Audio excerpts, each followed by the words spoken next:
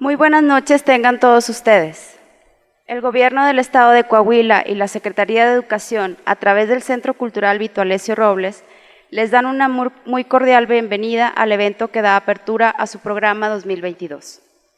Y no podíamos hacerlo de mejor manera que con el conversatorio La poesía desde la novela, en el que 3 escritores hablarán acerca de los desafíos de reconstruir la biografía de los poetas en clave narrativa y los retos de recuperar la poesía desde la prosa. Juan Villoro, una de las voces intelectuales más respetadas en México, autor de la novela El Testigo, sobre Ramón López Velarde, y 2 jóvenes escritores nuestros, autores de libros sobre 2 grandes poetas trágicos de Saltillo. Víctor Palomo, autor de El Pasado, novela sobre Manuel Acuña, y Alejandro Pérez Cervantes, autor de la novela Lengua de Plata sobre Otilio González. Es un honor contar con la distinguida presencia de la licenciada Ana Sofía García Camil, secretaria de Cultura del Estado,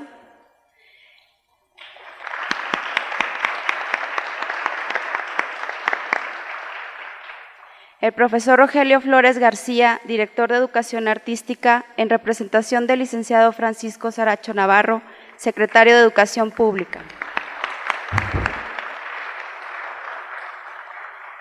La maestra Sandra Luz Rodríguez Wong, magistrada presidenta del Tribunal de Justicia Administrativa de Coahuila. Licenciada Esperanza Dávila Sota, directora del Centro Cultural Vito Alessio Robles.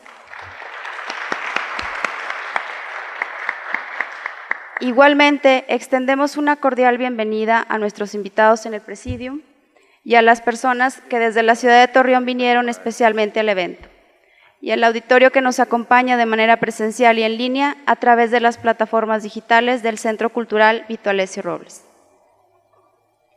A continuación, daré lectura a una breve semblanza de los participantes. Juan Villoro es escritor y periodista. Nació en la Ciudad de México en 1956. Ha sido profesor en la UNAM y profesor visitante en las universidades de Yale, Princeton, Stanford y Pompeu Fabra de Barcelona, así como en la Fundación de Nuevo Periodismo creada por Gabriel García Márquez. Es columnista de Reforma México y fue director de La Jornada Semanal. Es doctor honoris causa por la Universidad Michoacana de San Nicolás de Hidalgo y por la Universidad Autónoma Metropolitana. Desde 2014 es miembro del Colegio Nacional. En 2012 obtuvo el Premio Iberoamericano José Donoso y en 2018 el Premio Manuel Rojas por el conjunto de su obra, ambos otorgados en Chile. Entre los reconocimientos que ha recibido en México se encuentran el Premio Mazatlán por su libro de ensayos literarios Efectos Personales y el Javier Villaurrutia por su libro de cuentos La Casa Pierde. Recibió en España el Premio Herralde por su novela El Testigo, en Argentina el Premio ACE por su obra de teatro Filosofía de Vida y en Cuba el Premio José María Arguedas por su novela Arrecife. Su periodismo ha sido reconocido con los premios Rey de España, Ciudad de Barcelona, Manuel Vázquez Montalbán y Diario Madrid. Sus libros más recientes son la antología de cuentos Examen Extraordinario y la novela La Tierra de la Gran Promesa. Su obra se ha traducido a numerosos idiomas. Víctor Palomo es poeta, editor y narrador. Nació en Saltillo, Coahuila, en 1969. Ha colaborado en diversas revistas y suplementos a nivel estatal y nacional y está incluido en diversas antologías. Ha impartido los diplomados México Prehispánico y el Surrealismo en México para la Universidad Iberoamericana, Unidad Saltillo. Como editor, ha colaborado para sellos como Santillana, el Instituto Coahuilense de Cultura y la Universidad Nacional Autónoma de México, entre otros. Fue coordinador editorial de los libros de texto para telesecundaria en la materia de español y guionista de contenido a nivel secundaria para la Dirección General de Televisión Educativa. Obtuvo el 3er lugar en el primer certamen de poesía Manuel Acuña y mención honorífica en la 4ª edición del mismo. Tiene publicados 2 libros de poesía, Cartas de amor para la señorita Frankenstein y Vigilancias, poemas y canciones. El Pasado, que narra la vida y muerte del poeta Manuel Acuña, es su primera novela y con ella ganó el Premio Nacional de Novela Ignacio Manuel Altamirano 2017. Alejandro Pérez Cervantes es escritor, periodista y profesor universitario. Nació en Saltillo, Coahuila, en 1973. Maestro en diseño editorial por la Universidad de Monterrey y doctor en teoría crítica. Miembro del Sistema Nacional de Investigadores y colaborador de medios como Vanguardia, Luna Córnea, Relatos e Historias en México y las revistas norteamericanas Río Grande Review, Literal y Contratiempo. Su obra narrativa ha merecido el Premio Nacional de Cuento Julio Torri y el Premio Nacional de Cuento Magdalena Mondragón. Ha sido becario del Fondo Estatal para la Cultura y las Artes de Coahuila en los géneros de narrativa y ensayo. Premio Estatal de Periodismo en las categorías de crónica, entrevista, artículo y editorial. Es también autor de los libros Luz, Mirada y Tiempo y Los Estatutos de la Mirada, además de desempeñarse como curador de proyectos de artes visuales y fotografía documental. Su novela Lengua de Plata fue finalista del Premio Internacional de Novela LIP en el año 2017. Y sin más preámbulo, cedo el micrófono a nuestros invitados.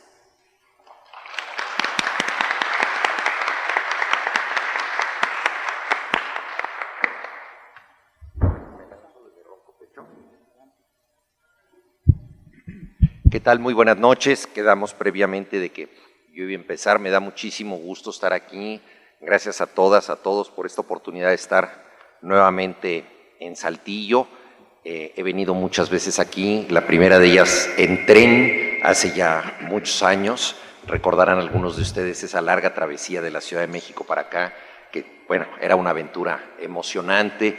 He estado en muchas ocasiones, hospedado en el Morillo, escribí el guión de una película que se llamó Vivir Mata y que fue protagonizada por una coahuilense, por Susana Zabaleta, y he venido también a homenajes para escritores que aprecio mucho.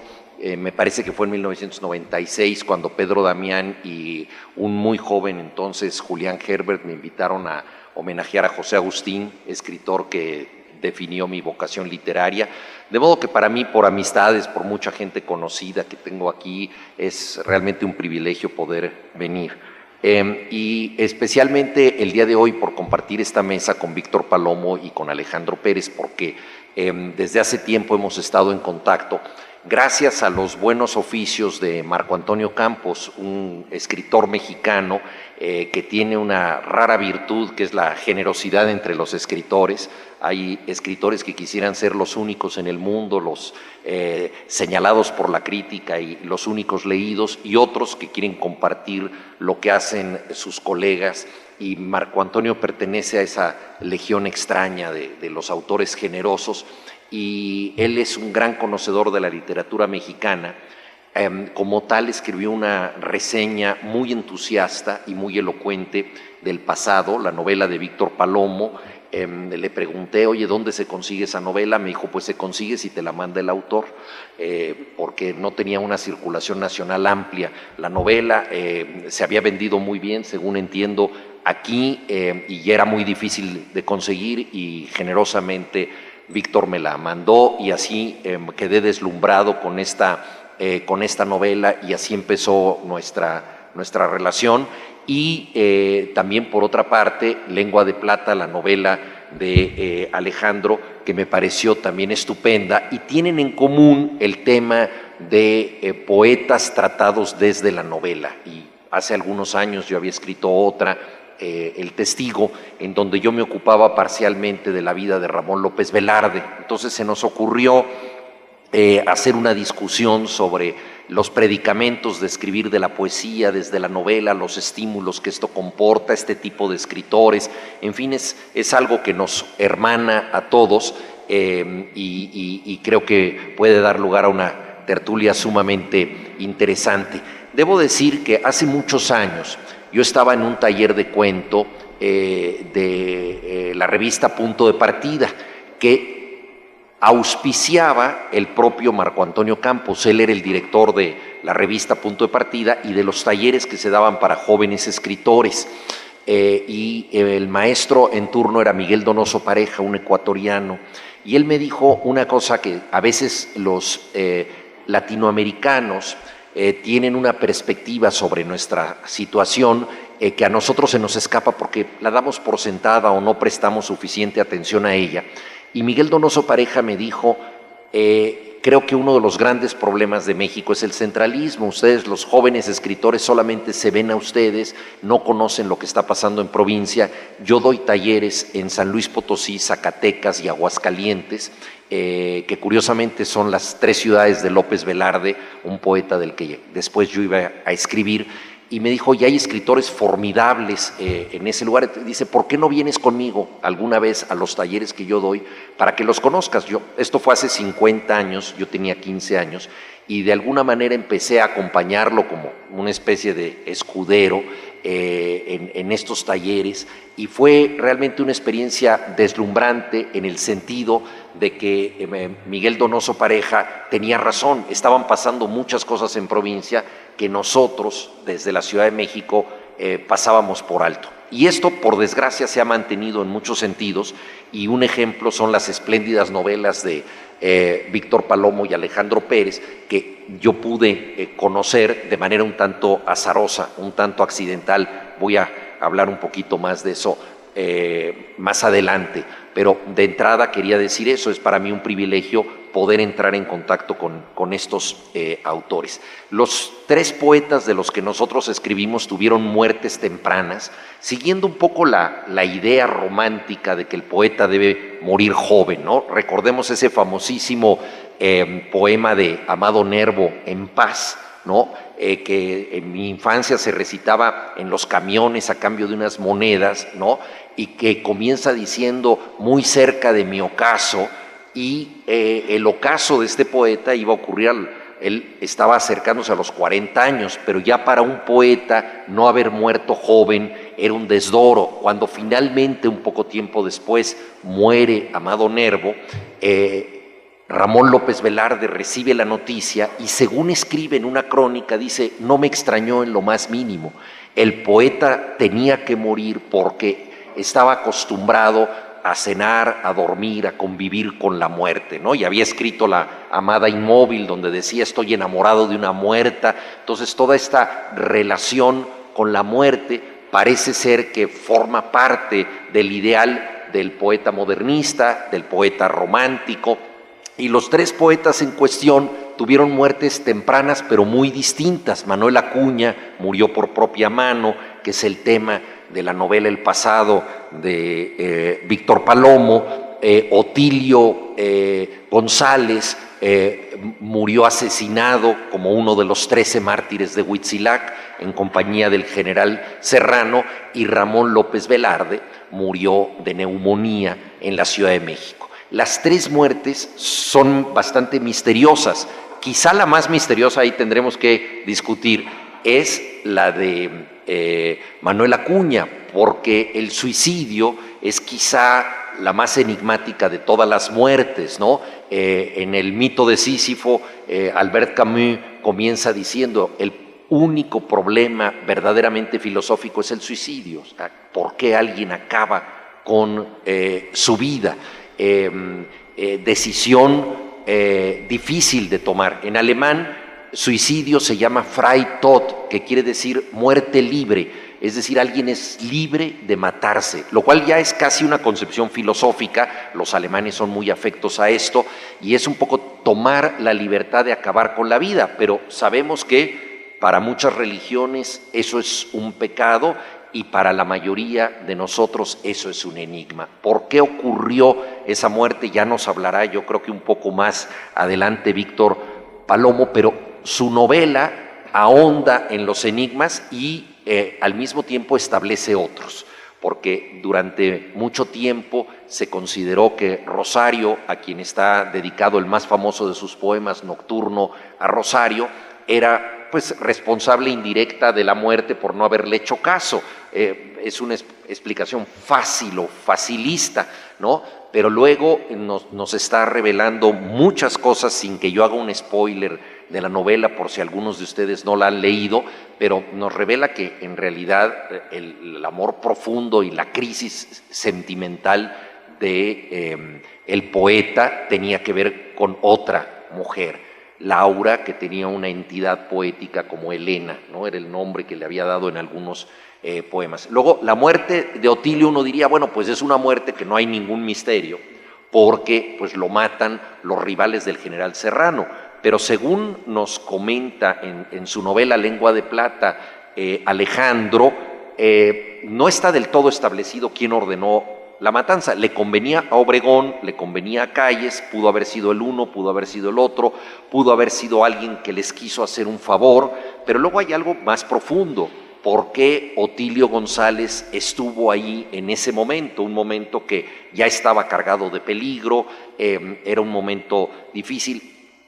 Era consciente de que eso podía pasar o no, no deja de estar libres de enigmas esa muerte, ¿no? Y en el caso de López Velarde, pues es una muerte por neumonía, esa es la explicación clínica, pero luego los estudiosos literarios se han convertido en médicos patólogos y han tratado de investigar las causas clínicas de la muerte, y Guillermo Sheridan, que por cierto vivió en esta ciudad un buen tiempo, considera que él murió de sífilis, y que en sus textos hay un texto en prosa que se llama La flor punitiva, que aparentemente tiene que ver con esto. Él confesaba este malestar y que la gente, pues para no lastimar la memoria del poeta, esto no se dijo. En fin, también hay elementos de misterio, además de que el poeta se descuidó deliberadamente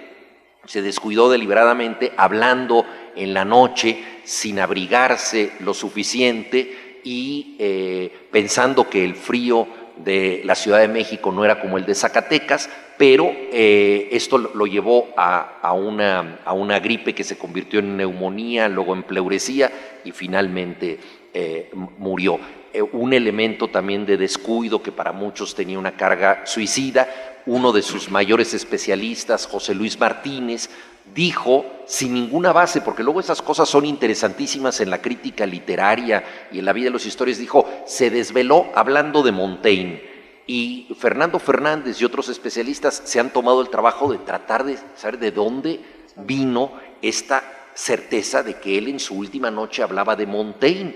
Pues no hay ninguna certeza, solo podemos hacer conjeturas. La mía personal es que una de las frases más conocidas de Montaigne es que la filosofía es una preparación para la muerte, y tal vez José Luis Martínez, pensando en qué estaría discutiendo de libros, porque sí se sabía que estaba hablando de libros en su última noche, pues escogió la figura de Montaigne, que es precisamente el gran preparador para la muerte, ¿no?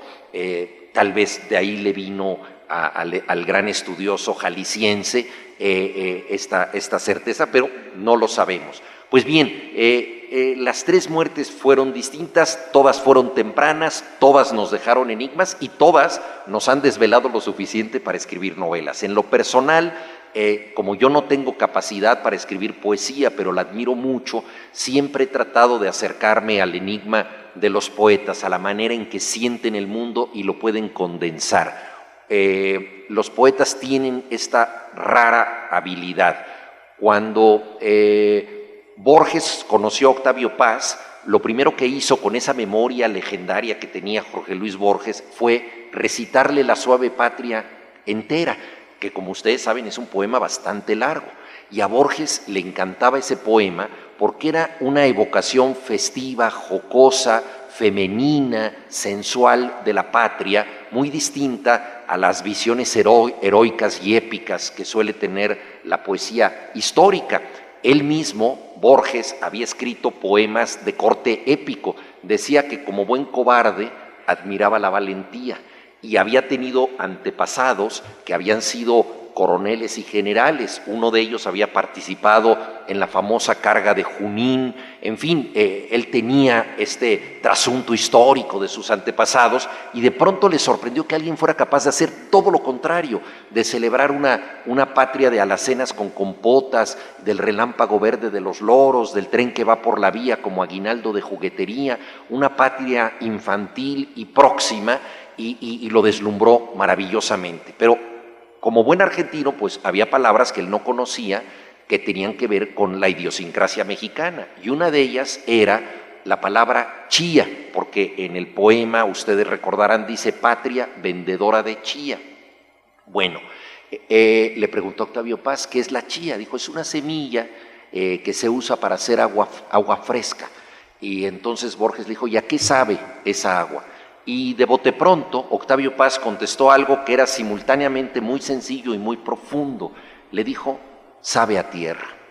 Y eso es efectivamente la verdadera patria, es esa agua fresca que bebemos sin darnos cuenta, es ese sabor que nos constituye más allá de las proclamas y de las placas de bronce y todas estas cosas. Entonces, se quedó cautivado Borges porque de por sí esta evocación de lo mínimo que era la suave patria le hizo ver que lo más valioso de ella es que vendía una semilla, y una semilla que servía para hacer esto. A mí ese diálogo me cautivó de tal manera que yo pensé que merecía una novela que terminara con esa frase de sabe a tierra. Pero ahí está la incapacidad del novelista para la concisión. La novela tiene como 500 páginas para decir lo que los poetas dijeron en un diálogo relámpago, ¿no? Entonces esta admiración por los poetas, por la condensación del mundo, fue lo que a mí me llevó a escribir una novela, pero que sobre todo es más que del poeta, de los lectores del poeta, de su herencia y todo eso.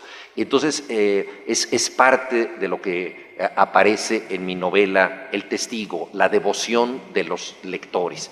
Y tanto Víctor como Alejandro pertenecen a esta legión de devotos.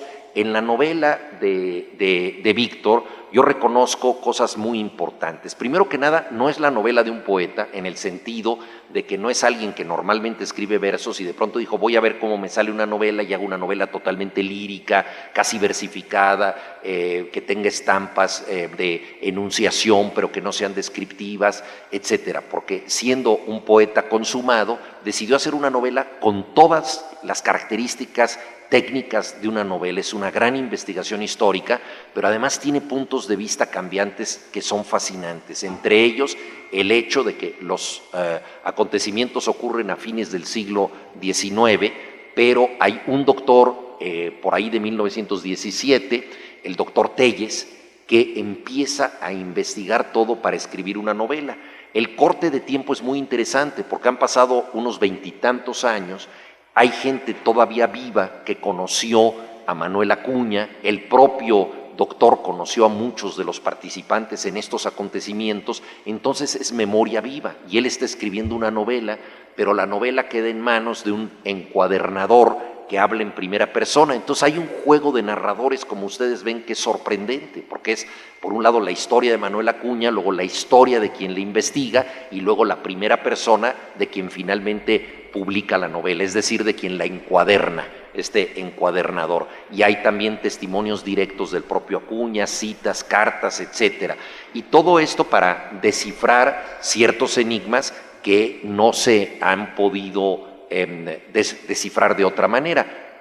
Una de las cosas que seguramente nos contará Víctor Palomo es por qué no escribió una biografía, porque tiene toda la información para hacerlo, investigó durante mucho tiempo, pero optó por la novela porque creo que la novela permite entrar en la vida íntima de los personajes, ¿no? Gabriel García Márquez decía, un personaje de novela tiene una vida privada, una vida pública y una vida secreta. Entonces, el periodismo y la historiografía pueden entrar en la vida pública de los personajes, a veces un poco en la vida privada, pero la vida secreta, los sueños, las ilusiones, los traumas, solo puede ser imaginada, y eso es lo que aparece también en el pasado. En el caso de Lengua de Plata, yo tuve un contacto muy curioso porque di una conferencia sobre La sombra del caudillo de Martín Luis Guzmán, y algunos estudiosos se han dedicado a establecer correspondencias entre los personajes de la novela y las figuras reales de la historia en las que están basados, entre ellos el historiador Eduardo Blanquel y el crítico Emanuel Carballo y muchos otros. Entonces yo, siguiendo lo que ellos decían, pues hice más o menos la relación de los personajes con las figuras reales que les dieron origen, y hay un personaje que se llama Axcaná González, que dice Martín Luis Guzmán, representa el futuro de México, representa la democracia, es un nombre náhuatl con un apellido español, entonces es un nombre criollo, representa a todos y a ninguno, y es como el testigo que además escapa con vida. Pero la familia de Otilio González que oyó mi conferencia, me hizo llegar una serie de documentos en los que ellos consideran que Axcaná González está basado en Otilio González, quien en efecto fue uno de los 13 mártires de Huitzilac. Sería el único que tuviera el verdadero apellido que llevaba en vida y sería el único que, habiendo muerto, estaría vivo. Entonces eso también despierta un gran enigma. Yo hablé con Francisco Serrano, poeta, nieto del general Serrano, y él me dijo, yo creo que no es Otilio, Otilio fue su amigo, pero no es necesariamente el personaje, porque él quería que fuera un personaje más ambiguo, que tuviera esta representación, como él dijo, que era todo sin ninguno. En privado, Martín Luis Guzmán le dijo a Héctor González, el hermano de Otilio, que sí se había basado en su hermano. No sabemos si esto fue una amabilidad de escritor o verdaderamente lo pensaba. El caso es que toda esa documentación yo no sabía qué hacer, hasta que conocí a la periodista Daniela Ramírez de Torreón, y entonces le dije, por favor, ayúdame, ¿qué hago con este material? Y me dice, yo se lo puedo llevar a Alejandro, porque Alejandro es el gran experto en Otilio González, hizo la novela, y en la novela él juega también con esta conjetura, llega a la conclusión de que no hay bases muy sólidas para que sea verdaderamente el personaje de La sombra del caudillo, pero eso es irrelevante, a mí me parece, es más importante lo que hizo en vida,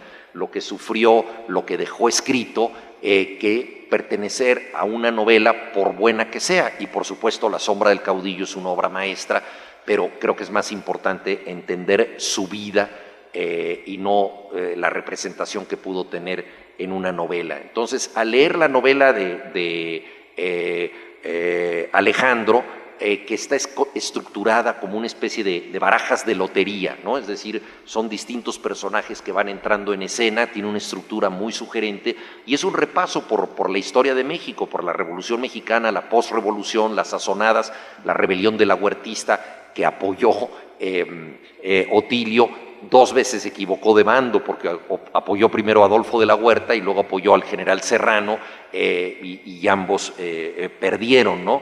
Pero lo importante, a mi modo de ver, es que un personaje que para muchas personas de Saltillo es exclusivamente el nombre de una calle, entiendo que una calle importante en Saltillo cobra vida y su muerte tiene otro sentido, ¿no? Y entonces ese trabajo de restitución que hizo Alejandro me parece mucho más importante que considerar que formó parte de una novela extraordinaria como La sombra del caudillo.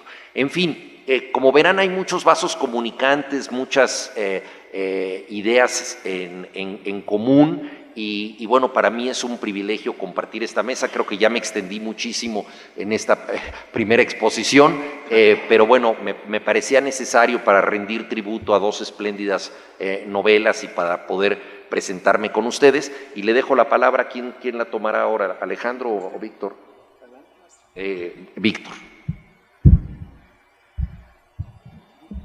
Bueno, muchas gracias por estar aquí.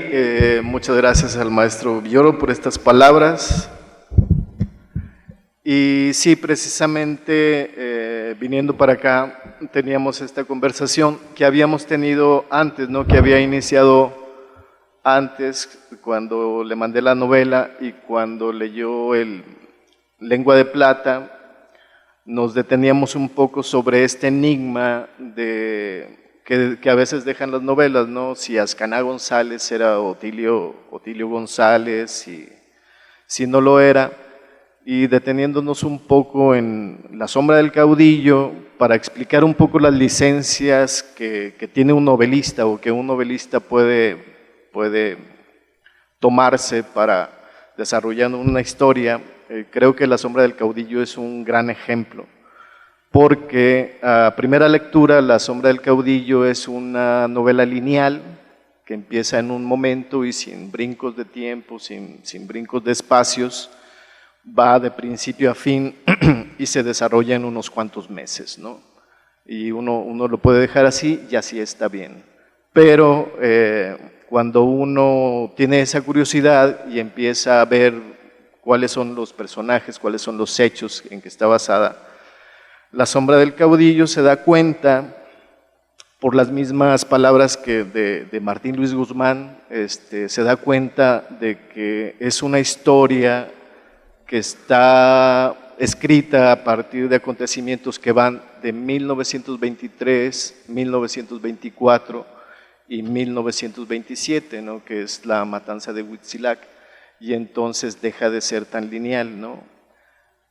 Investigando un poco más, teniendo un poco más de curiosidad, revisando un poco más las palabras del propio Martín Luis Guzmán, se da cuenta en sus declaraciones que los personajes tampoco son tan sencillos, no son como de una persona. Y en una entrevista con Federico Campbell, el mismo Martín Luis Guzmán, ante esta disyuntiva de quién es quién en la novela, ¿no? ¿Quién es el caudillo? ¿Quién es Ascaná? ¿Quién es estos personajes de Ignacio Aguirre? Martín Luis Guzmán se detiene y le dice: mira, Protasio Leiva es el general Arnulfo Gómez, Emilio Olivier Fernández es Jorge Prieto Laurens, es decir, está describiendo el personaje de la novela y quién es el personaje histórico real. Encarnación Reyes, personaje de la novela, es el general Guadalupe Sánchez en la vida real. Eduardo Correa es Jorge Córrega. Jacinto López de la Garza en la novela es el general José Villanueva Garza en la vida real. Así le describe todos los personajes y hasta ahí está bien, ¿no? Se devela un misterio, pero luego dice: Ignacio Aguirre, el personaje principal de la novela, es una mezcla entre Adolfo de la Huerta y Francisco Serrano. Es decir, que un solo personaje ya no es un personaje histórico, sino dos, ¿no? Mientras, dice el mismo Martín Luis Guzmán, Ascaná González vendría a tener en la trama una función alusiva al coro de la tragedia griega. Y como todos sabemos, en la tragedia griega no es una persona la que canta, sino son muchas voces. En este caso, aterrizando en la novela, muchos personajes. Investigando un poco más, podemos ver que el término de Ascaná, que no es un nombre nada común, nada asible, entendemos que en el diccionario de nahuatlismos, Ascaná es una voz huasteca que significa negación, y usualmente utilizado con un verbo puede significar nunca, no es por aquí, nada o de nada, o nadie. Entonces, podemos decir que en esta construcción que hace Martín Luis Guzmán de este personaje, Ascaná González es todos, como dijo el maestro Villoro, y es nadie, ¿no? Cuando el coro en la tragedia griega no canta, no interviene, no es nadie. Pero cuando toma la palabra es una multiplicidad de voces, y en la novela así sucede, ¿no? Ascaná González es un periodista que descubrimos al final que es el que de los 13 que van a la matanza de Huitzilac, que caen en la matanza de Huitzilac, uno es el que sobrevive y es un periodista. Pero también es Otilio, porque una de las características de Otilio González es que era poeta, orador, diputado, y estas descripciones las podemos ver en La sombra del caudillo, y quisiera leer precisamente un pasaje que nos deja claramente cuando este coro de muchas voces se convierte en una, ¿no? que es Otilio González. Dice en la página 94, segundos después, así que Catarino, Olivier y otros guiadores deliberaron someramente, Ascaná empezó a perorar desde un balcón. Como éste no alzaba del suelo arriba de medio metro, el orador hablaba subido a una silla para que todos pudieran verlo y oírlo. Su voz, clara y armoniosa, hizo que las olas de sombreros y copas de petate de los discos de los rostros dibujaron surcos como de bronce. Se inclinaban levemente hacia atrás, se orientaban como Apolo común hacia el punto de donde salía aquella voz. Es decir, aquí sí se refiere a, creo yo, a Otilio González, ¿no? Que precisamente es de donde toma Alejandro su título de la novela, que por este don de la oratoria es que se le conoce a Otilio González como lengua de plata. Entonces, le paso el micrófono a Alejandro para que abunde sobre ello. Gracias, buenas noches a todos, gracias a la maestra Vito Alessio Robles. Y bueno, Víctor y yo también habíamos al maestro Villoro por la generosidad, por estar acá. Habíamos convenido, Víctor y yo también, aprovechar, hacer un recuerdo de nuestro amigo Alfredo García Valdés, un gran poeta coahuilense, recientemente fallecido, y bueno, dedicar también estas palabras y estas ideas a la memoria de Alfredo. Bueno, los libros, ¿cómo surgen los libros? Pues yo creo que un libro surge de una ignorancia, ¿no? Cuando yo leo aquel pasaje de Vito Alessio Robles sobre esta idea de que le preguntan al general Claudio Fox de cómo eran las expresiones de estas víctimas, y él usa un adjetivo muy extraño al referirse a Otilio, y dice que la expresión del poeta era la de una persona que tenía una expresión soñadora. Para mí resultó un enigma tremendo, ¿no? O sea, porque alguien que está prácticamente mirando su propia muerte, puede tener una expresión de esas características, ¿no? Esa es la primera imagen con la que yo empieza este interés, porque aún naciendo aquí en Saltillo, para mí el nombre de Otilio González era el nombre de una calle, ¿no? La calle que atraviesa la ciudad de oriente a poniente.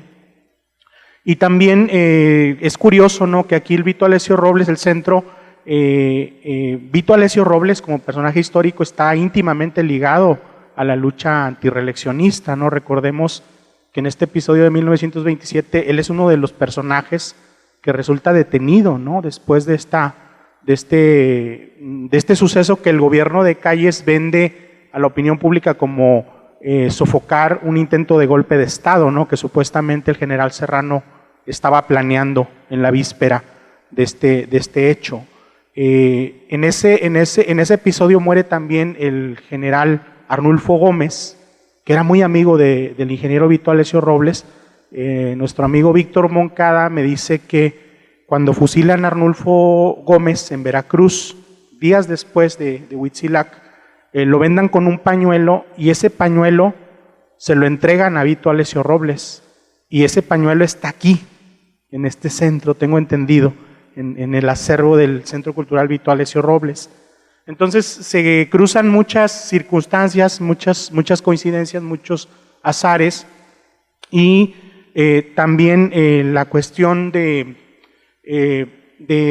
la visión propia, ¿no? Yo creo mucho, suscribo mucho lo que dice el filósofo alemán Walter Benjamin, cuando dice que esta visión de la historia que se nos ha vendido, esta historia lineal, donde todos los hechos históricos tienen una especie de lógica que es irrevocable, dice Benjamin en sus tesis sobre la filosofía de la historia que hace falta voltear a las versiones de las víctimas. O sea, ¿quién voltea a ver la versión de las víctimas, ¿no? Las víctimas, la voz de las víctimas siempre está silenciada. Y yo creo que, bueno, un libro nunca va a hacer una especie de venganza o de recuperación de las vidas de las víctimas, pero yo creo que puede contribuir a ir alumbrando esas zonas oscuras, ¿no?, de la historia. Benjamin tiene una expresión muy bonita, dice que hay que cepillar a contrapelo la historia y encontrar esos momentos, esos huecos.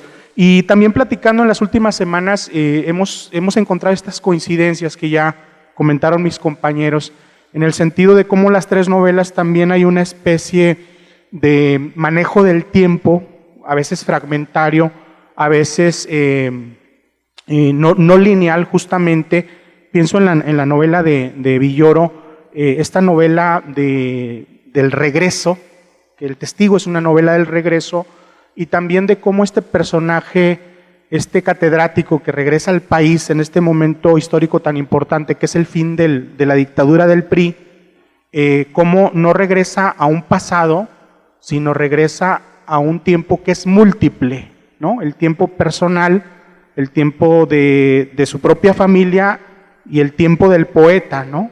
Y entonces en la búsqueda de la verdad, este poeta también está como en esta búsqueda de la propia identidad, ¿no? Siendo un hombre ya maduro, todavía está con esta identidad un poco difusa. Y es una pregunta que yo me gustaría dejarle al maestro Villoro, justamente cuál es el reto de enfrentarse como narrador al manejo de todos estos tiempos, ¿no? Que también Víctor lo hace muy bien. Muchas gracias. Sí, las tres novelas tienen que ver con una reconstrucción del pasado. La de Víctor se llama precisamente El pasado, por una obra de teatro del propio Manuel Acuña, pero que evidentemente pues es una evocación de ese pasado. Y la novela de Víctor no tiene una estructura lineal. Él va haciendo cortes y saltos de tiempo, de modo que nosotros vamos leyendo sucesos de manera discontinua, ¿no? En el caso de mi novela del Testigo, como dice muy bien Alejandro, el predicamento era escribir la historia de un mexicano que ha estado mucho tiempo fuera, más de 20 y tantos años en el extranjero, es un investigador literario y tiene un año sabático y regresa a su propio país. Regresa un poco, digamos, de manera accidental, porque está casado con una mujer italiana que traduce autores latinoamericanos, y ella le dice: vamos a tu país, yo quiero conocerlo mejor y adestrarme mejor en los modismos del país. Y él tiene ciertas inseguridades de regresar a su país, pensando que su país ya no va a ser del todo el suyo. De hecho, una de las razones por las que la novela se llama El Testigo es porque esta persona ha estado tanto tiempo lejos que cuando regresa todo le es familiar y al mismo tiempo le es extraño. La gente ha envejecido, ha cambiado, él no es una persona habitual para los demás, entonces no acaba de relacionarse totalmente con su circunstancia. Y él, como investigador literario, se dedica precisamente a investigar zonas del pasado. Llega, en efecto, en ese momento de alternancia democrática, en donde cae el partido oficial después de 71 años en el poder, y llega el llamado gobierno del cambio. Pero con el gobierno del cambio vinieron algunas cosas culturales curiosas, como ciertas reivindicaciones del pasado, un pasado previo incluso a la Revolución Mexicana, una reivindicación de la guerra cristera. Recordarán ustedes que incluso los símbolos cristeros se volvieron interesantes para la cultura popular. La Miss México, como traje folclórico, al concursar en Miss Universo tuvo un traje con símbolos cristeros. Carlos Abascal, siendo secretario de Gobernación, participó en la beatificación de mártires cristeros en el Estadio Jalisco de Guadalajara, algo que pues nunca se había visto. Él, al final de sus exposiciones públicas, le pedía a la gente que se encomendara a la Virgen de Guadalupe. En fin, empezó, digamos, una reivindicación de temas católicos que no estaban en el discurso público, y entonces el protagonista se siente un poco confundido con una transformación que en cierta forma va llevando al personaje no hacia un futuro posible, sino hacia el pasado. Un pasado que tiene que ver con varias capas: el de la propia historia de México, la guerra cristera, que ha sido una guerra muy mal contada, que durante mucho tiempo se silenció y que no fue apoyada por la jerarquía eclesiástica, porque consideró que era una guerra suicida, que fue reprimida salvajemente por el gobierno, que fue una rebelión popular, pero siendo una rebelión popular nunca fue respaldada por la izquierda, porque era una rebelión católica. Entonces era una rebelión popular que consideraban conservadora mucha gente de orientación política izquierdista. Entonces no había acomodo para la guerra cristera, y entonces el protagonista tiene relación con ese mundo, porque su familia tiene que ver con una zona no tanto con Jalisco, pero sí con Zacatecas y San Luis Potosí, de donde viene mi familia, y entonces él empieza a buscar partes del pasado familiar y luego, por azares del destino, puede él entrar en contacto con unos días perdidos en la biografía de Ramón López Velarde. Siendo investigador literario, esto lo cautiva.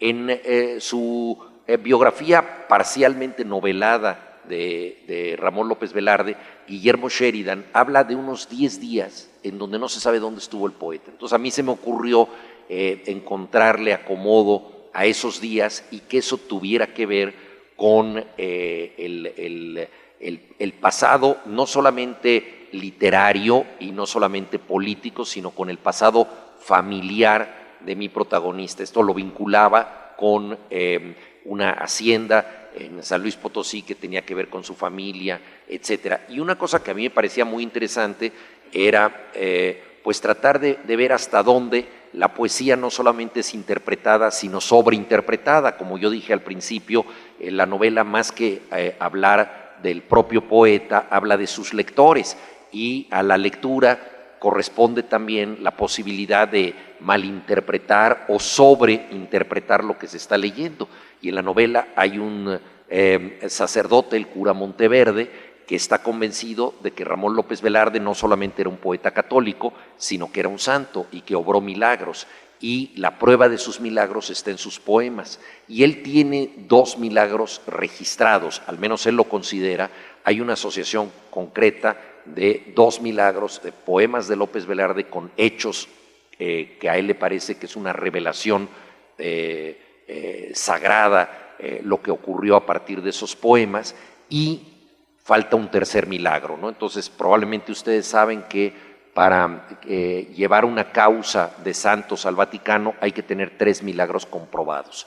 Y entonces el testigo del tercer milagro, en forma inadvertida, es el protagonista, Julio Valdivieso, que no es un católico, que es un hombre laico, que está un poco despistado en su propio país y se convierte en testigo de ese posible tercer milagro que es un enigma. Entonces ahí también todas estas capas de tiempo entran en relación, y entonces se va contando la historia del personaje a medida que regresa a México, se va adaptando, las cosas que le suceden, eso ocurre hacia adelante, pero la mayoría de las cosas que lo impactan lo llevan a distintos momentos de la historia de México. Entonces, y en Lengua de Plata, pues también está, por supuesto, la demostración de que el pasado no es una zona ya sucedida, ¿no? Solemos pensar que los hechos que ocurrieron en otra época son hechos que de manera inamovible siempre son iguales,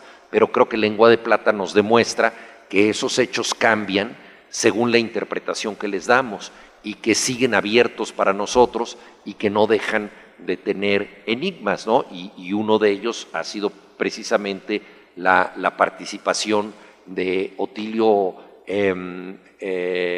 González, y esto que acaba de citar Alejandro a mí me parece extraordinariamente perturbador, porque Claudio Fox era el encargado de matarlos, ¿no? Entonces es el verdugo, y me parece muy raro que alguien antes de morir tenga una expresión soñadora, pero a mí en lo personal me parece aún más raro que esto lo vea así su verdugo. Es decir, que el verdugo diga: ¿a quién mataste? A un soñador, ¿no? Me parece particularmente brutal, ¿no?, que esto haya sucedido de ese modo.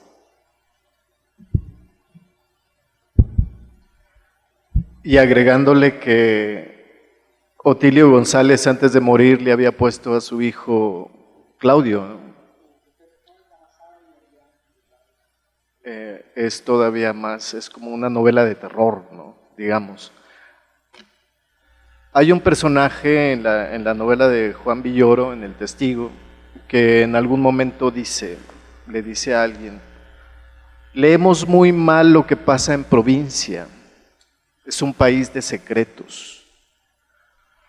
Es por supuesto un diálogo que sucede en el Distrito Federal, y ahora estamos acá en provincia hablando de 3 provincianos precisamente, Acuña, que nació en Saltillo, Otilio también, y López Velarde, que nació en Zacatecas y que tuvieron que salir de esta provincia para ir a la Ciudad de México para poder afilar tanto la vista, el sentido como el espíritu, ¿no? Y al final encontrar su destino, ¿no? Este destino que encuentran en las tres muertes, como ya dijo el maestro, que es distinta, ¿no? En el caso del maestro Villoro, para construir el Testigo, su novela, se encuentra con este provinciano que tiene todos los elementos crísticos, que nace en la calle de Parroquia número 33, que muere a los 33 años, su papá es José Guadalupe, su mamá es María Trinidad, tiene una novia que se llama Magdalena, tiene otra novia que se llama Fe. Entonces, él mismo, antes de morir, dice, la edad de Cristo, azul se me acongoja, ¿no? Y hay una premonición tanto a esta muerte como a este sino crístico que lo sigue desde niño, ¿no? Cuando vivía en Aguascalientes, vivía en la calle del Apóstol número 12, ¿no? Entonces, lo sigue toda la vida y se me hizo muy interesante que el maestro Villoro escogiera precisamente a este personaje para narrar la vida de otro personaje y la de Julio Valdivieso, este doctor estudioso de literatura, investigador literario, que en un futuro alguien dirá, si Julio Valdivieso es Juan Villoro, porque Julio Valdivieso tiene las iniciales JB del mismo autor, ¿no? Entonces, ahí podría otro investigador literario podría preguntarse si Julio Valdivieso, este investigador literario, es Juan Villoro, y si tiene algo que ver con este estado crístico de López Velarde, al que finalmente se le busca a alguien. Hay un personaje que quiere canonizarlo porque está seguro de que Ramón López Velarde ya cometió, es la palabra, ya cometió 2 milagros, ¿no? Después de muerto. Entonces es cuando, para decir algo común, la serpiente se muerde la cola, ¿no? Al maestro Villoro le escuché alguna vez decir, a la historia le gusta repetirse. Y eso lo vemos con Otilio, que es victimado por un Claudio, pero que a su vez tiene un hijo que se llama Claudio. A ese Claudio, su madre, creo, por esta circunstancia, le cambia el nombre, pero luego él mismo tiene un hijo al que le pone Claudio, ¿no? Entonces vuelve otra vez la mula al trigo, decimos por acá, ¿no? Entonces sí, estamos con 3 poetas provincianos que llegan al centro, a la Ciudad de México, donde finalmente encuentran su destino, y esto también los une, ¿no? Y es como una pregunta también que deberíamos responder. ¿Todavía se lee mal a la provincia? ¿Todavía es un país secreto? Y finalmente, ¿a dónde vamos, no?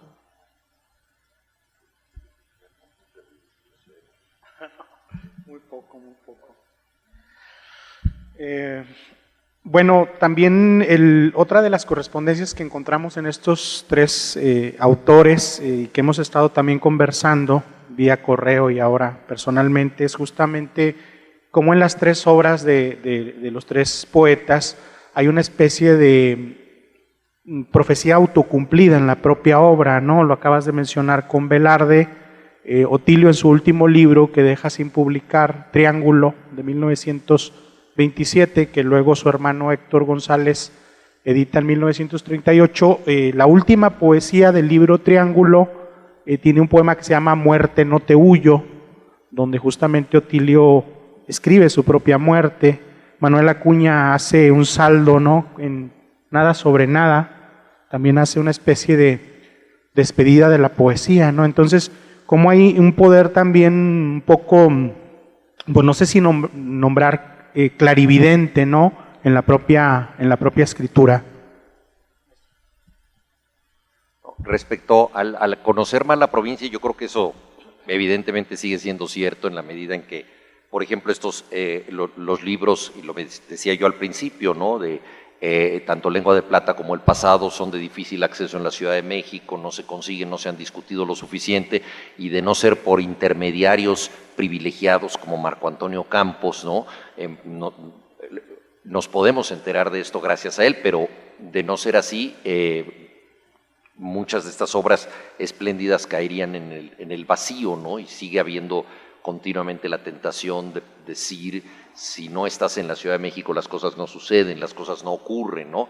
Entonces el gobierno actual trató de descentralizar la Secretaría de Cultura y la secretaria se fue como 10 minutos a Tlaxcala y esa fue la descentralización, ¿no? Eso nos habla de lo difícil que es descentralizar verdaderamente cultura, ¿no? Alguna vez Carlos Monsiváis en broma dijo, la descentralización consiste en mandar chilangos a todas partes a dar conferencias, ¿no?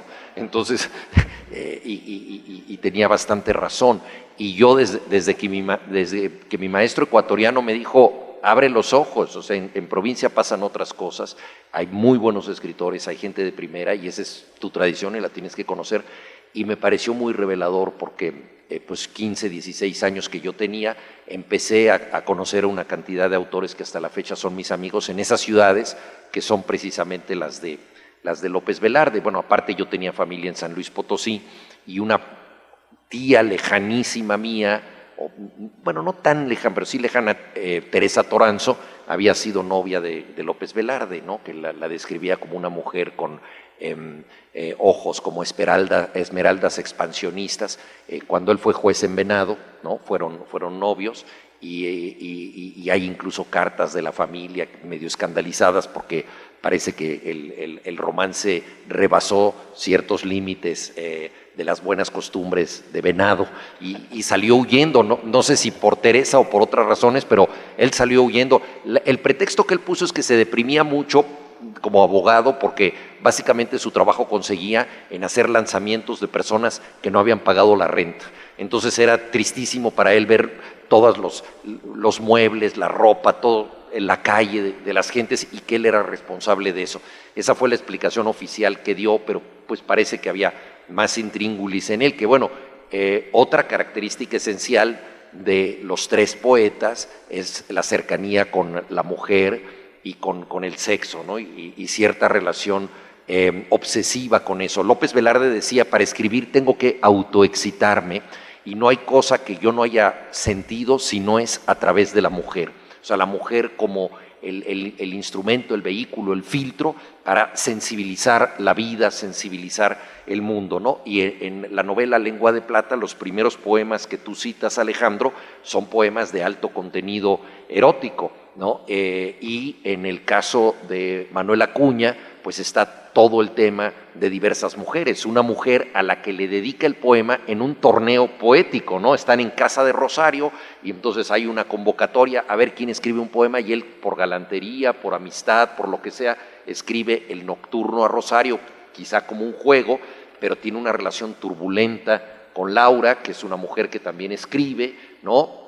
Y que él transforma en Helena, y luego hay otra mujer con la que tiene una especie de cortejo silencioso. No sé qué tanto inventaste tú el tema de soledad, porque no, pero a ver, no que haya existido ni que ella haya sido la persona que le puso la cruz en la tumba, sino que él de pronto la besa y ella siente que se sobrepasa, ¿no? Y esto es casi en vísperas de la muerte, ¿no? 2 días antes de la muerte, le da un beso a ella, recibe una bofetada y entonces luego le dice, bueno, ya que me abofeteaste, hazme un chocolate, ¿no? Y entonces hacen las paces, ¿no? Con un chocolate, exacto. Pero también la presencia de la mujer es absolutamente esencial en Manuel Acuña y una complicidad que tenía Otilio con el general Serrano era el gusto por las mujeres y por la francachela, hay que decirlo, eran muy parranderos y eso hasta cierto punto, hoy en día hubiera puesto más en peligro sus carreras políticas, pero en aquel momento también ya era parte de la situación de debilidad que tenía el propio general Serrano, ¿no? Entonces, todo eso, y eran católicos transgresores todos, ¿no? López Velarde decía, a mí me va muy bien con el credo, pero me va muy mal con los mandamientos, ¿no? Era mejor para prometer que para cumplir la fe. No sé, ¿quién quiera decir? Yo le quiero hacer una pregunta a Víctor, aprovechando esto que mencionas sobre el pasado. Hay una novela muy bonita que se llama Sama, de Antonio Di Benedetto, y ahí hay un prólogo también estupendo de Juan José Saer, que hace justamente un halago de la construcción del lenguaje que hace Di Benedetto, una novela que es una novela histórica, pero Di Benedetto inventa una especie de lenguaje, ¿no? Para que don Diego de Sama se ponga a hablar. Y entonces dice Saer algo muy alumbrador en el sentido de que cuando haces una novela sobre el pasado no estás contando el pasado, sino que el propio autor está construyendo una propia versión de ese pasado. O sea, aquí entramos en el terreno de la imaginación poética, y yo creo que la novela de Víctor, además de su su acuciosa investigación de, no sé, yo me acuerdo de más de 10 años con este tema, ahí hay una especie de frontera entre el archivo, el documento, la postal, el periódico, la revista, el diario, la carta, pero también en qué momento todo ese dato se despega para construir una versión del pasado. Y la pregunta que yo le quiero hacer a Víctor es, ¿qué versión del pasado querías tú construir como este universo narrativo para que Acuña, y no nada más Acuña, sino toda la generación, todos los amigos de Acuña, se ponen a hablar, se ponen a vivir, se ponen a decir y se ponen a contradecir, ¿no? El mito que tenemos de Acuña, el poeta romántico suicida? Sí, muy bien. Al principio, cuando me planteé escribir una novela, era lo que yo concebía como tal, ¿no? Una novela que uno empieza a escribir cosas y se va desarrollando, y el pretexto iba a ser Manuel Acuña, y lo que yo sabía de Manuel Acuña es lo que todos sabíamos, que se había acercado a Rosario, que le había dicho que no y se había matado, ¿no? Entonces ese iba a ser como el eje central, y empecé a escribirlo así, con esa idea, pero pasaron 2 años, 2 años en los que yo escribí más o menos 80 páginas, pero aparte de escribir esas 80 páginas, me empecé a involucrar con los libros, con los estudios, con los poemas, a conocer a Laura, a saber que había tenido un hijo, a saber quiénes eran sus maestros, y me fue interesando cada vez más la verdad que la ficción, ¿no? Y es que conforme fui revisando los periódicos de la época, que vi que había un circo ese día que él se mataba en la escuela de medicina, y es decir, ahí había algo interesante porque era muy cerca de Navidad, en una plaza donde se ponían a vender los artesanos y los indígenas por un lado, pero en medio de la plaza había un circo donde había enanos, payasos, elefantes, tigres, leones, y enfrente había una iglesia donde daban misa todos los domingos, y en contraesquina estaba la escuela de medicina llena de estudiantes y de cadáveres y para estudio y todo esto, y donde estaba Manuel Acuña, que se iba a matar, ¿no? Entonces, estos elementos que eran parte de la realidad superaban lo que yo me hubiera podido haber imaginado, ¿no? Entonces, conforme también fui viendo los nombres de los personajes en los periódicos, porque en los periódicos se anunciaba el circo con el nombre de los personajes, ¿no? La compañía ecuestre, que son los hermanos Aymar. ¿Quién le quiere cambiar el nombre a una compañía ecuestre llamada Aymar, ¿no? O a un clown que dominaba, era domador de leones y de tigres, y que se llamaba Lorenzo Maya, ¿no? ¿Quién le quiere cambiar el nombre a Lorenzo Maya, ¿no? O ¿quién le quiere cambiar el nombre a Riva Palacio o a Juan de Dios Pesa, ¿no? Entonces todos los nombres eran precisamente posibles, que alguien los hubiera imaginado, ¿no? Esto de Dios soñando, jugando a que sueña, ¿no? Y que pone esta escena en la Ciudad de México de esa época que conforme yo la iba conociendo más también era más impresionante, porque no era esta Ciudad de México de ahora llena de gente pavimentada con coches, no, era una ciudad pequeña, empedrada, llena de lodo, porque llovía mucho y las calles estaban con charcos, con caballos, con carretas, con carretones, con todo este ambiente sin luz, ¿no?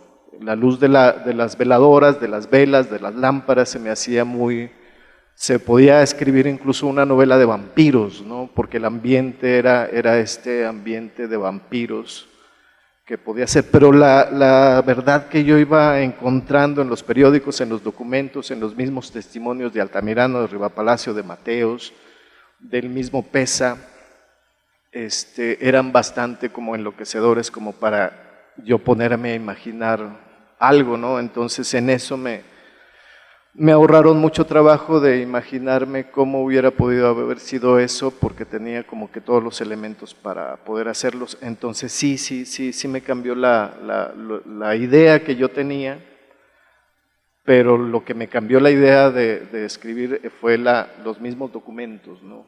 Entonces llegó un momento en que dije, lo único que tengo que hacer es escribir lo más cercano a la verdad posible, con los nombres de las calles reales, con los nombres de las personas reales, con las circunstancias reales, y así se fue construyendo este pasaje. Y aprovecho el micrófono para preguntarle al maestro Villoro, porque hay un personaje en la novela del testigo del maestro Villoro que aparece de repente. Hay un personaje que es también poeta, hablando de poetas provincianos, aparece de pronto un personaje que deja mensajes en las contestadoras de los amigos.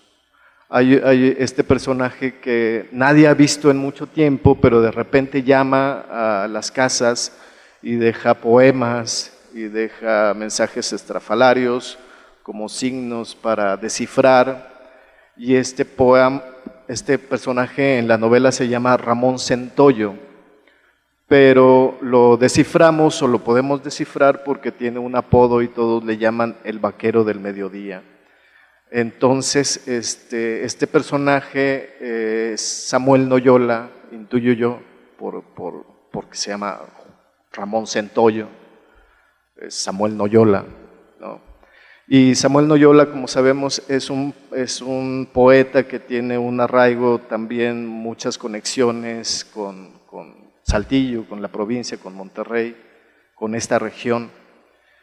Y mi pregunta era para el maestro Villoro, ¿es un ajuste de cuentas, es una rebelión de la memoria o es un pasado en claro de los recuerdos?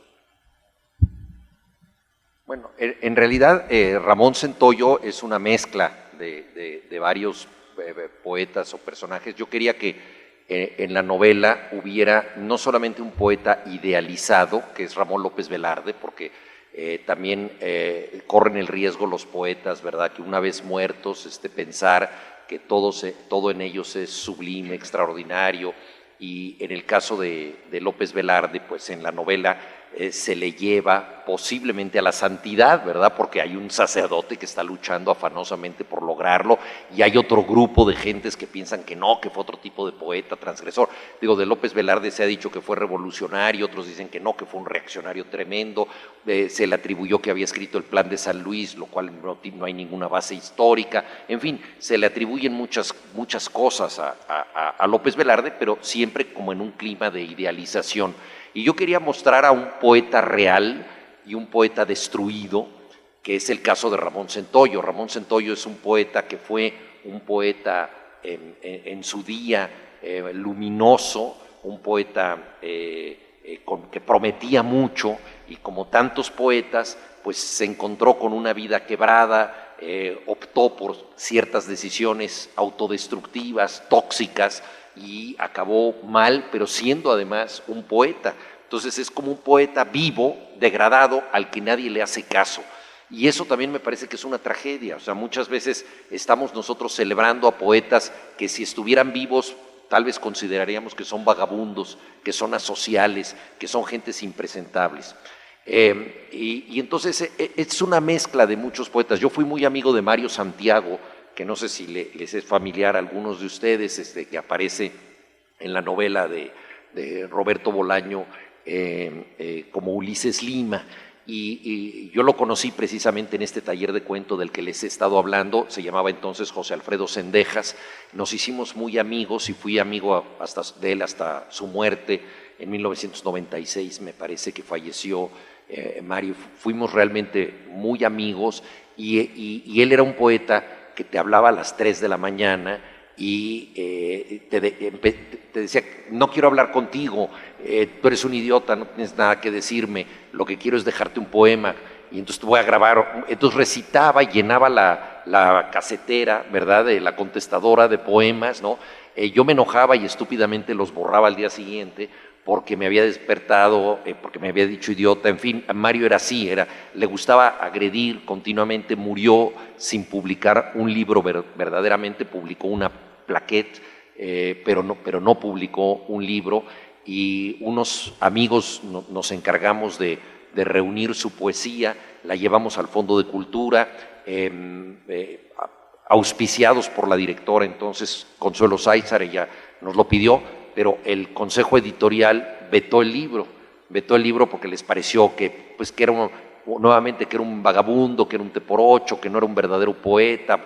Y lo que pasa es que él no respondía al canon de la poesía más estructurada o que sigue más académicamente a los grandes maestros en México, pero tenía una fuerza, a mí me parece, insólita. Y finalmente la directora tomó una decisión valiente, que fue sí publicar el libro, pero no lo publicó en México, lo publicó en España. Este libro se llama Jeta de Santo.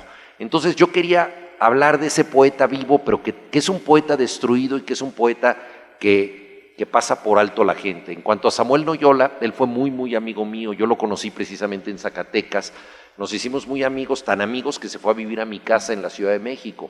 Él vivió 6 meses en mi casa, llegó ahí y él conoció a Mario Santiago por mí, y Mario Santiago vio llegar a Samuel, y Samuel, como buen regiomontano, tenía unas botas que le gustaba ostentar, y también ese día llevaba un sombrero. Y nos vimos a las 12 del día, porque en el Café La Habana, que era frecuentado por Mario, y Mario empezaba a beber a las 12 del día, religiosamente. Entonces me citó a las 12 y ve llegar a Samuel y le dice, eres el vaquero del mediodía, porque había una película que se llamaba Vaquero de Medianoche. Lo bautizó así, y luego ahora hay una película de Diego Enrique Osorno que se llama precisamente Vaquero del Mediodía. Y es una película esta que creo que en exceso celebra el lado oscuro de Samuel Noyola, pensando que fue un poeta que deliberadamente, como los poetas malditos, buscó la oscuridad y buscó sensibilidad en el dolor y en el sufrimiento, y quiso asomarse al abismo y llegar hasta ahí. Mario Santiago quiso todo eso, pero yo creo que Samuel no. Samuel era un poeta luminoso, era un poeta solar, era un poeta clásico. A mí me dedicó un poema que se llamaba San Juan de la Cruz y los Rolling Stones, y dijo, San Juan de la Cruz es por mí, porque yo conozco la literatura clásica, tú no conoces nada, y los Rolling Stones es por ti, porque tú eres un fan de los Rolling Stones. Entonces, así un poco para ponerme en mi lugar, ¿no? Lo escribió así.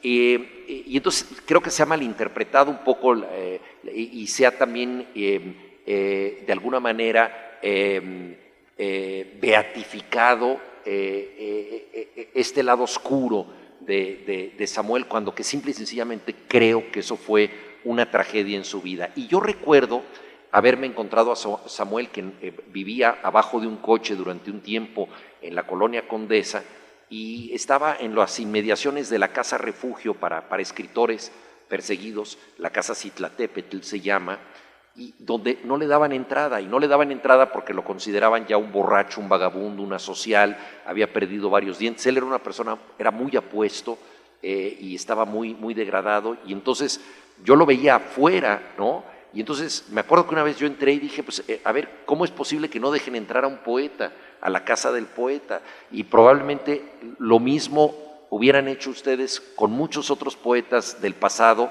que hoy son glorias, pero que les hubieran parecido impresentables, ¿no? Entonces un poco la figura de Ramón Centollo es una condensación de estos poetas que se han degradado, pero que no dejan de ser poetas y que no encuentran acomodo y que no encuentran un espacio. Entonces aparece pues en su parte oscura estos poetas ya en su momento de ángeles caídos, ¿no? Y yo quería, y se llama Ramón, como Ramón López Velarde, mi personaje, porque yo quería pues que fueran, digamos, uno es un ángel ya en el cielo y el otro es un ángel caído. Bueno, Mario Santiago muere atropellado, ¿no? Yo te tengo una glosa a un poema de Velarde que es El Retorno Maléfico. En El Retorno Maléfico el poeta escribe: mejor será no regresar al pueblo, al edén subvertido que se calla en la mutilación de la metralla. Parece que aquí Velarde no está hablando de la revolución, sino parece que está hablando de Zacatecas en este momento, ¿no? Y yo te quería también preguntar cómo este poeta que se ha vuelto un tótem, que es un poeta sobreestudiado, sobreinterpretado, pero al mismo tiempo sigue siendo muy enigmático, es un poeta que es profundamente fetichista y que se ha vuelto un fetiche también. En tu novela aparece estas líneas de su poesía que son tan enigmáticas como cuando los personajes discuten qué quiso decir Velarde cuando dice que era acólito del alcanfor, ¿no? Y se la pasan páginas y páginas tratando de descifrar. ¿Puede esta poesía, como ocurre en la novela, volverse esta prefiguración del presente o una especie de clave, ¿no? Como lo que escribió Otilio cuando escribe Los toros en celo, y tú ves la lucha de los toros en celo y parece que está hablando de la lucha de los generales por quedarse con México, ¿no? Entonces, ¿qué tanto el poeta puede vislumbrar? Y a mí me sorprende mucho encontrar tan profundamente actuales, tan terriblemente actuales muchos versos de Velarde, ¿no? En este momento del país, ¿no? Yo creo que la poesía prefigura cosas que van a ocurrir, ¿no? Y muchas veces establece los síntomas de enfermedades todavía desconocidas y de situaciones que están siendo auguradas, ¿no? Yo creo que hay una gran fuerza de adivinación en la poesía. Pensemos tan solo en la pandemia, lo que ha pasado, o sea, cuántas cosas a partir de otras pestes y de otras epidemias se han escrito y que tienen una resonancia impresionante con lo que hemos estado viviendo y que parecerían describir muchas de las cosas que aquí ocurren, ¿no? Entonces yo creo que en efecto el mundo que conoció López Velarde fue un mundo violento, fue un mundo injusto, fue un mundo confuso, fue un mundo polarizado, fue un mundo de malentendidos continuos que se parece mucho a la realidad que tenemos hoy en día, ¿no? Entonces sí, yo creo que es parte de la fuerza inagotable de la poesía que nos va diciendo cosas que todavía no ocurren, ¿no? Y seguramente la poesía de López Velarde nos seguirá diciendo muchas más, ¿no? Porque bueno, tiene la suerte de ser un poeta mayúsculo, ¿no? Entonces yo por eso no lo quise convertir en personaje, porque digamos, yo creo que Manuel Acuña se presta mucho para ser personaje de una novela, Otilio Sánchez también, pero López Velarde, pues también con esta condición ya tan mitologizada de él, yo no quería que la novela fuera sobre él, ¿no? Sino que fuera más bien sobre nosotros, sobre los que lo leemos, y que él fuera una especie de fantasma o de sombra que aparece por ahí, precisamente por esto que tú dices, porque es un poeta tan interpretado que ya otros han hablado de él, y entonces más bien yo quería hacer la novela de las interpretaciones. ¿Qué pasamos? Yo no sé si alguien del público quisiera comentar algo, o tú, Víctor, quieres decir algo ahorita. Nada más agradecerles nuevamente su presencia y preguntarles si tienen alguna pregunta. Y una anotación, este es un paréntesis, un aviso como clasificado. precisamente el pasado me están informando que es una edición agotada. Se ha terminado, queda un ejemplar de esa edición que está por allá.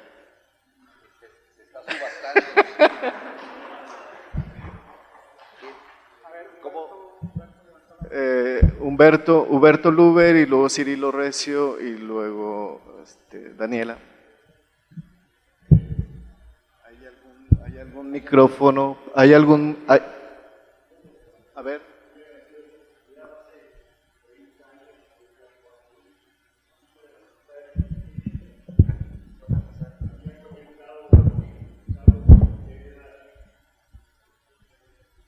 La admiración por don Luis. Hay algunos comentarios del maestro Pereda.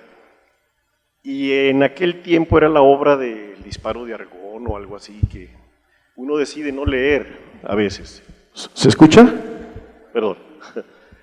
Y 30 años después, ahora, eso fue como en el 92, 93, que te vi ahí rodeado de compañeros en los pasillos de la Facultad de Filosofía y Letras de la Universidad Nacional. Yo no he regresado a la Ciudad de México. Representa mucho para nosotros la Ciudad de México, la gran Tenochtitlan. Me da mucho gusto ahora leerte. Leí El Testigo, me impresionó mucho Ramón también pensé que Julio es Juan. Cuando hablamos de intimidades, no mencionaste el deseo, pero el deseo es algo íntimo también, que ahí aparece. Y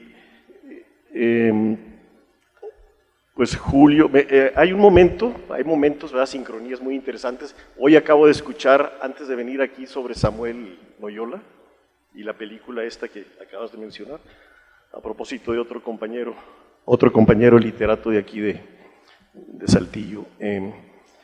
Hace algunos años, no me refiero a que me enteré de Samuel Santoyo por otro post que puso ahí otro compañero.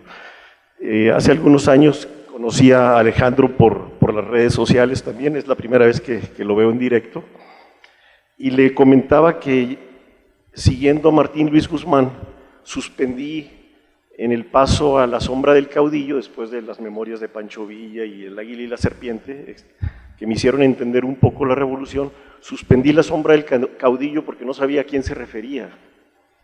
Y ahora quiero comentar algo de Ashkaná, el no o el nunca jamás o algo así. Por ahí trae la traducción en el libro de Alejandro.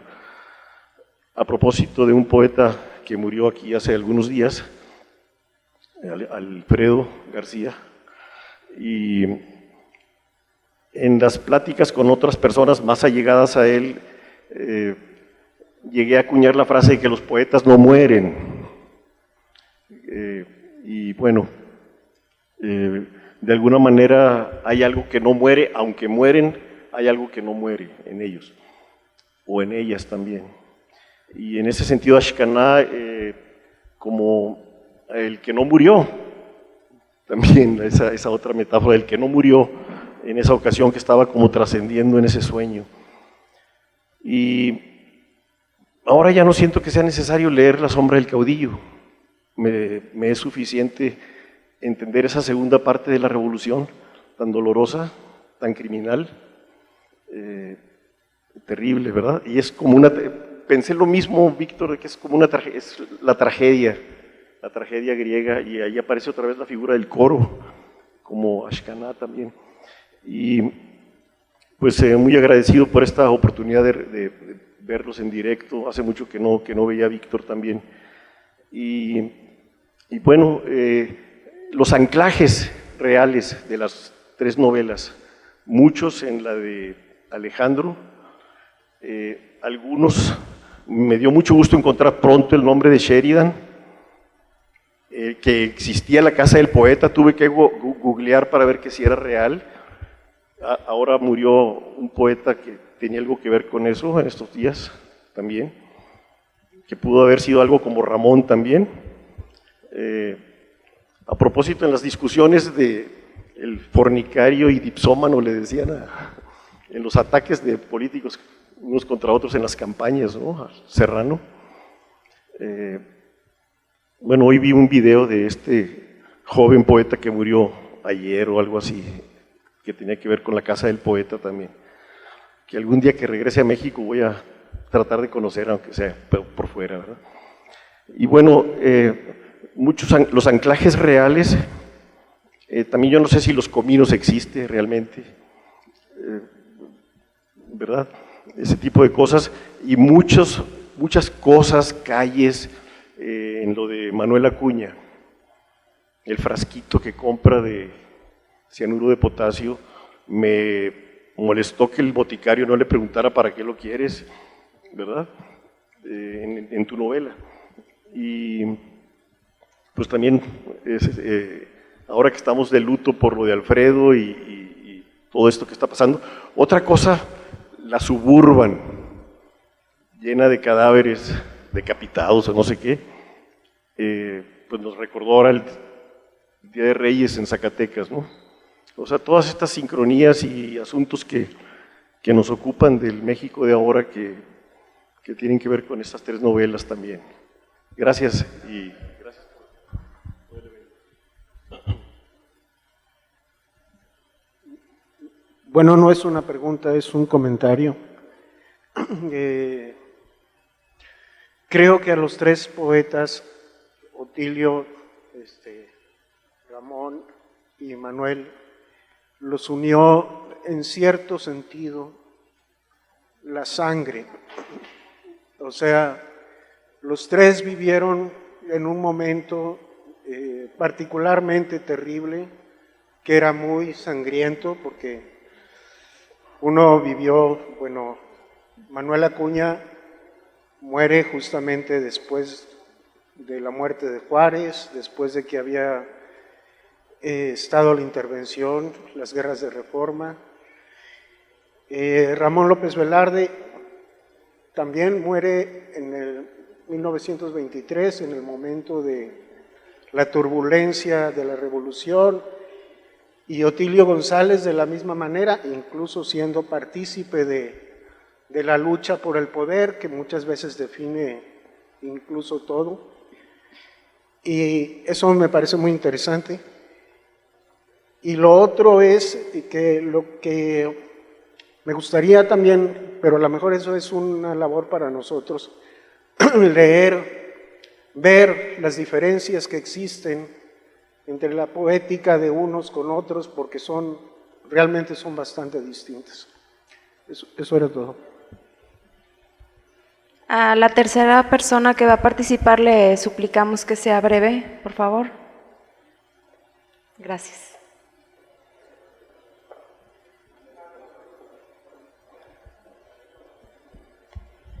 Perdón, nada más quisiera saber qué fue de Samuel, porque hace muchos años que no lo veo, ya le perdí la pista.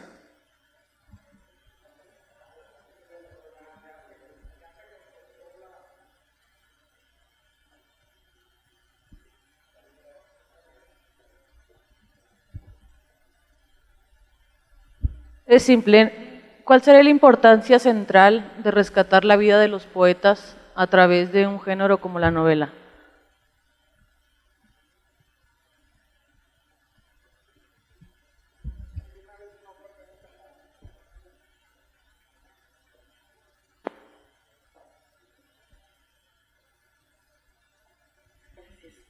Pues solamente para agradecer, estuvo muy explícita la ponencia. Esperemos ver el libro, ¿verdad? Para saber y dar una opinión ahora sí exacta de qué se trata. Pues muchas felicidades, Víctor Palomo, Alejandro, maestro. No hay preguntas porque ya se dijo todo. Muchas gracias.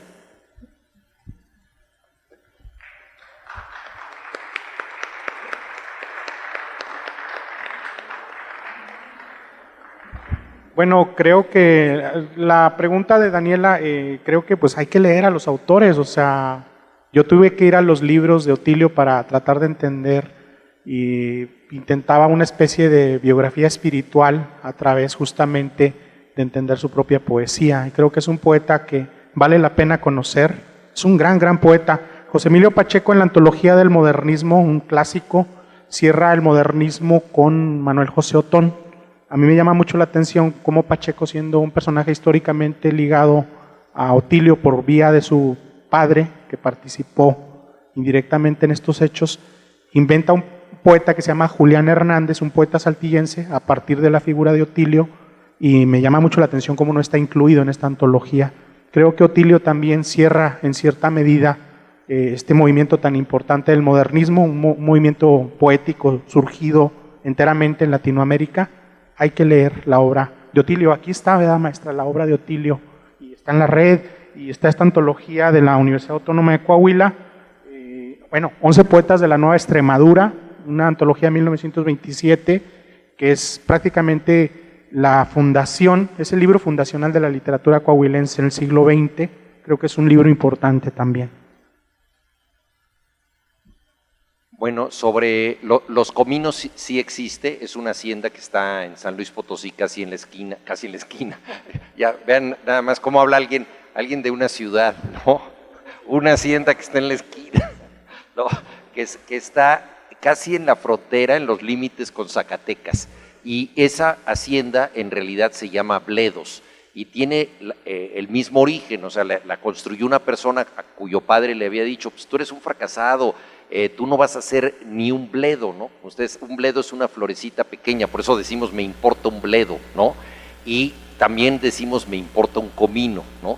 Entonces yo la hacienda de Bledos la reconvertí en los cominos. Respecto a Samuel Noyola, nadie sabe dónde está. Este documental que hizo Diego Enrique Osorno es para tratar de localizarlo, contrata a una detective, pide información, pero pues está desaparecido desde hace mucho tiempo. Y respecto a lo que preguntaba Daniela, bueno, como decía yo al principio, los que solamente escribimos narrativa, aunque yo creo que la gran narrativa también es una forma de la poesía, pues nos asombramos de esa capacidad de condensación que tienen los poetas, y a mí por eso me interesó escribir del impacto de un poeta. Uno se pregunta si realmente la gente puede sentir tanto a través de la escritura, ¿no? Yo creo que a todos los que escribimos nos ha pasado que de pronto nos emocionamos con lo que estamos escribiendo de algo que probablemente antes de empezar a escribir no nos emocionaba tanto, ¿no?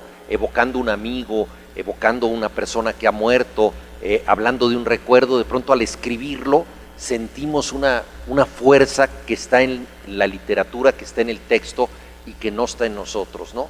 Y eso, cuando lo escriben los poetas, alcanza una temperatura y una dimensión extraordinaria. Entonces, para mí es un enigma cómo alguien puede sentir de ese modo, quizá no necesariamente en la vida, pero sí a través de la escritura.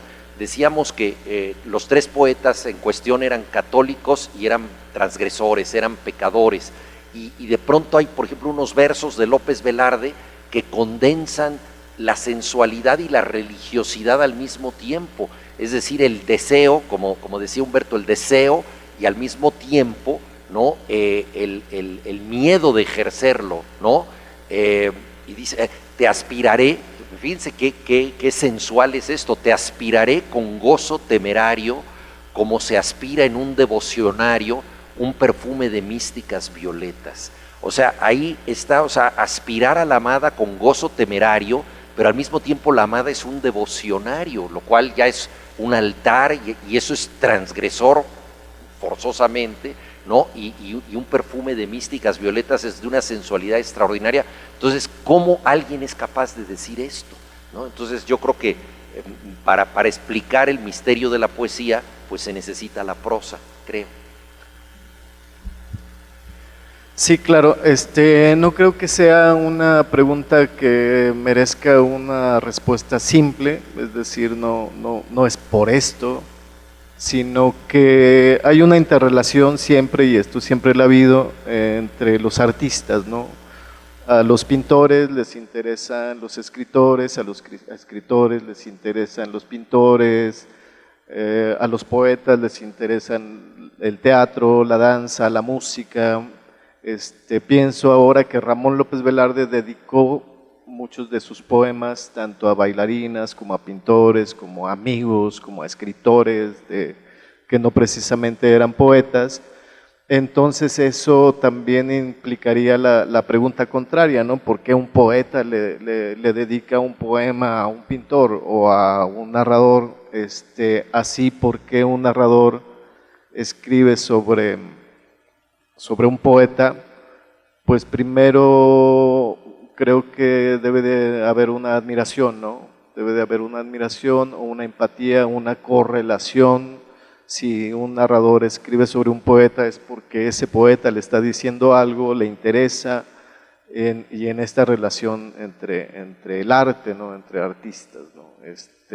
Estos poemas que le dedica Ramón López Velarde a las bailarinas, ¿no? A Isadora Duncan, a Pavlova, Ana Pavlova, y Tórtola Valencia, son poemas bellísimos, y seguramente se los dedica porque hay un interés, ¿no? Y de hecho hay un interés erótico y artístico, ¿no? Entonces es lo mismo, ¿no? No hay una respuesta total ni sencilla, ¿no? Del muslo al talón van los recados del corazón, decía sobre las bailarinas.